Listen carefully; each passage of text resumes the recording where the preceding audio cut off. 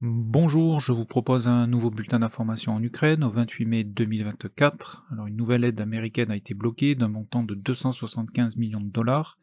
Donc, cette dernière comprend des munitions pour HIMARS, des obus d'artillerie de 105 et de 155 mm, des obus de mortier de 60 mm, des javelins, des mines anti-chars, des moyens de protection NRBC, casques, gilets pare-balles, etc. L'Allemagne a livré à l'Ukraine un nouveau IRIS-T, donc pour sa défense antiaérienne. Les Ukrainiens ont validé l'autorisation pour des éventuels instructeurs français à venir sur le territoire ukrainien, donc pour aider dans la formation des soldats ukrainiens. Cette information n'a pas été confirmée par les autorités françaises. Nouvelle attaque de drones ukrainiens en territoire russe, et plus précisément dans la région d'Orenbourg, donc je vais vous montrer où ça se trouve. Donc cette oblast d'Orenbourg se situe ici exactement, donc à la frontière avec le Kazakhstan, et a comme pour capitale, ici, la ville du même nom, de l'oblast. Donc le drone ukrainien a ciblé un radar de type Voronezh, donc qui est utilisé dans la détection longue distance. Cette attaque de drone a battu le précédent record, car la distance parcourue par ce dernier est ici de plus de 1800 km, et il pourrait s'agir d'un drone portugais de type Takeover AR3. Donc voilà pour les informations générales. On va maintenant se porter donc sur le terrain, tout d'abord dans la région de Soumy, où il y a eu une importante préparation d'artillerie à la frontière sur les positions ukrainiennes. Dans l'oblast de Kharkov, une procédure pénale a été ouverte contre le commandement de la 125e brigade ukrainienne pour négligence dans la défense de l'oblast, suite à l'attaque russe du 10 mai dernier. Et dans l'attente donc du résultat de l'enquête, le commandant de la 125e brigade a été démis de ses fonctions. Dans le secteur de Lipsty, le front est positionnel, donc une seule vidéo donc de ces derniers jours. Et dans cette vidéo, on peut voir 4 FAB donc bombarder la position ukrainienne, donc la tranchée qui est ici exactement. Donc dans la vidéo, c'est comme ceci. Et ici, il y a donc le bombardement, comme vous pouvez voir ici sur la vidéo. Ici, on voit la position ukrainienne. Donc cette vidéo date d'hier. Ensuite, dans le secteur de Vovchansk, donc un petit peu plus à l'est ici, donc j'ai rajouté la rivière ici pour une meilleure lecture de la carte. Mais comme vous pouvez le constater, pas d'évolution sur la ligne de front et les zones de contrôle donc ces derniers jours. Par contre, on a une vidéo d'un Lancet qui détruit un T-64 ici donc au 26 mai, au sud du village de Ternova. Donc voilà pour le front donc de Kharkov. On va maintenant se rendre sur le front de Louhansk, commençant avec le secteur de Ivanivka où on note une avancée des Russes, matérialisée ici en violet. Leur infanterie a été bombardée dans cette partie du village au 26 mai, et ils ont largué ici des FAB sur les positions ukrainiennes au 25 mai dans cette partie forestière. On continue sur la ligne de front, dans le secteur de Berestovie. Ici, la moitié du village est maintenant sous contrôle des Russes et l'autre moitié est dans la zone grise. Une attaque blindée russe a eu lieu à l'est de Mazio-Zarivka, donc qui est ce village ici. Dans cette attaque, l'infanterie a été débarquée ici, donc au 26 mai, et ensuite bombardée par les Ukrainiens. Donc léger gain de terrain ici pour les Russes à l'est du village de Miazo-Zarivka. On continue. Ensuite une vidéo un petit peu étrange ici où on voit 2 motos russes avec à chaque fois 2 combattants avancer donc dans la zone grise en direction des positions ukrainiennes, et ces derniers ont été éliminés par des fantassins ukrainiens positionnés dans cette bande forestière ici. On continue dans le village de Nevsky, qui se trouve ici. Un T-64 donc ukrainien a été détruit par un Lancet au 26 mai. Et enfin on va terminer avec la ville de Louhansk, donc qui est ici exactement, où il y a eu des explosions dans le quartier de l'école militaire de l'armée de l'air. Ensuite, retour sur la ligne de front dans la région donc de Siversk.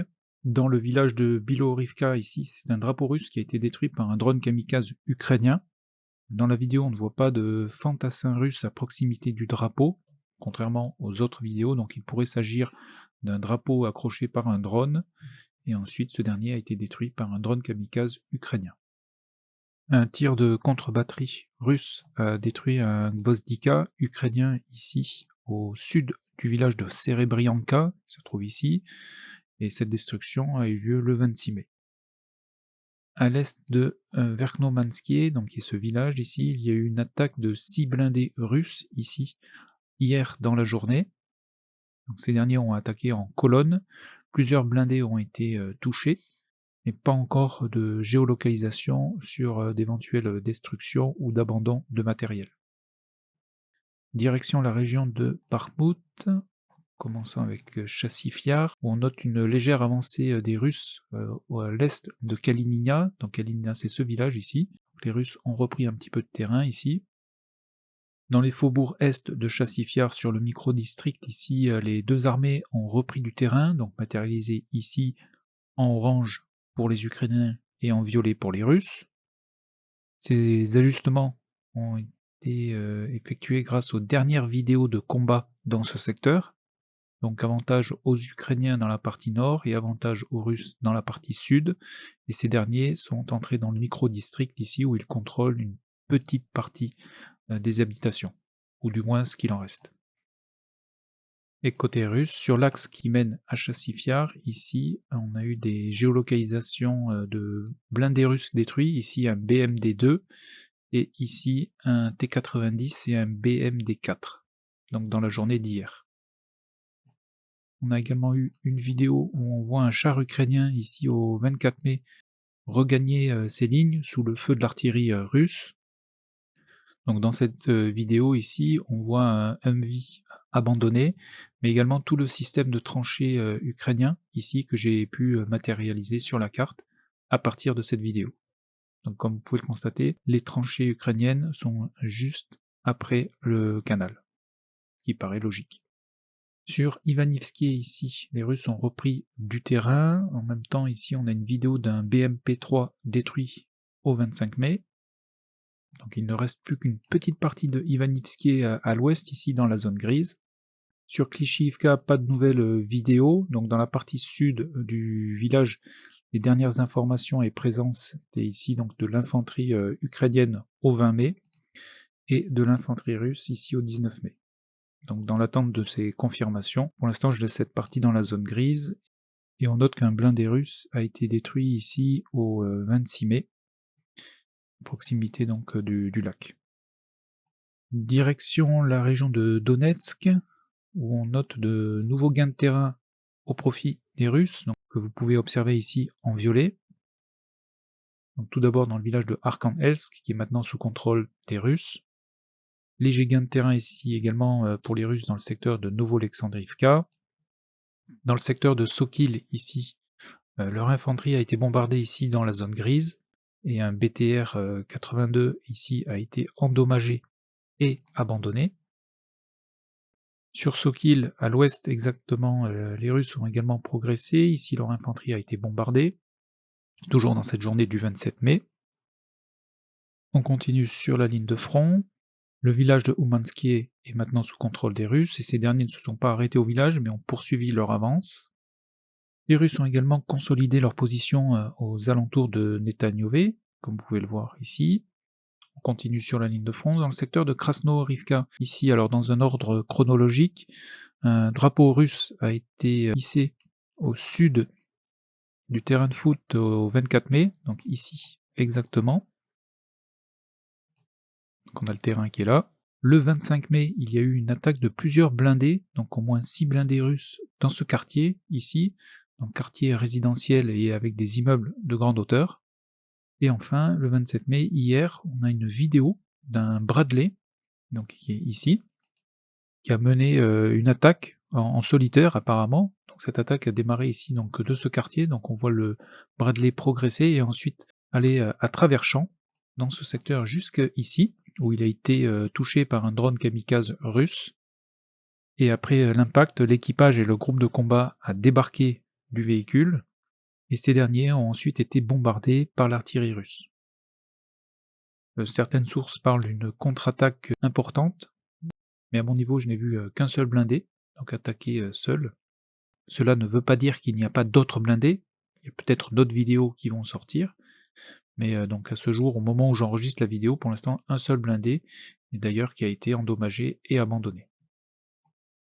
Voilà, ensuite, léger, consolidation pour les Russes dans le secteur à l'ouest de Novo-Mikhaïlivka, donc dans le secteur du village de Parasko-Viivka, ici. Et voilà, pour la région de Donetsk, on a également eu une vidéo de faible qualité sur un éventuel Sukhoi 25 russe abattu par un manpad ukrainien. Donc je vous laisse la vidéo en description pour que vous puissiez vous faire votre propre avis. Personnellement, il est très difficile de pouvoir confirmer la destruction du Sukhoi 25 avec cette vidéo. Direction le front de Zaporizhia. Sur Urozaïne et Steromayorsk, les combats continuent dans la zone grise. Les arrières des Ukrainiens dans le village de Urozaïne ont été particulièrement bombardés par l'artillerie et les forces aérospatiales russes. Donc je n'ai pas matérialisé ici, mais sachez donc que le secteur est particulièrement bombardé. Mais pas d'évolution sur la ligne de front, tout comme sur Robotiné, aucune évolution donc ces dernières 48 heures. Au sud-est de Orikiv, ici c'est un M777 qui a été détruit par un Lancet au 25 mai. Et enfin, les Russes ont bombardé l'aéroport de Zaporizhia, donc il se trouve ici exactement. Et donc dans la vidéo, on voit donc un hangar détruit par les frappes dans la journée du 26 mai. Pas d'informations donc depuis la région donc de Kherson, ni d'Odessa, ni de Crimée. Par contre, on a eu des nouvelles images de la région de Krasnodar, plus précisément donc de l'aérodrome de... Je vous laisse prononcer ce nom, ici. Nous avons donc eu des nouvelles images d'appareils russes endommagés suite aux récentes attaques de drones ukrainiens qui avaient eu lieu le 27 avril dernier. Donc sur ces vidéos, on peut observer qu'un Sukhoi 27 a été endommagé, et notamment donc les ailes. À proximité ici, il y a un Sukhoi 30. Alors certains affirment qu'il est endommagé, mais il est difficile de pouvoir confirmer ces informations avec ces visuels. Et enfin, il y a également un Sukhoi 34 ici, qui a donc été également endommagé sur les deux ailes. Donc voilà pour les informations essentielles au 28 mai 2024. Donc en résumé, le front de Kharkov est passé à un stade positionnel. Les Russes ont lancé plusieurs attaques sur le front de Luhansk, attaques qui sont pour le moment locales. Le front à l'est de Chassifiar est dynamique. Les Russes ont repris du terrain dans la région de Avdiivka, donc sur le saillant de Ocheretine, et ils ont également maintenant pris le contrôle de Oumansky et Netailiove. Les combats continuent sur Krasno-Rivka et à l'ouest de Novo-Mikhaïlivka. Et de nouveaux visuels sont apparus sur un aérodrome dans l'oblast de Krasnodar sur des appareils russes endommagés. Voilà, et bien écoutez, je vous souhaite une excellente journée, encore merci, portez-vous bien et à très bientôt.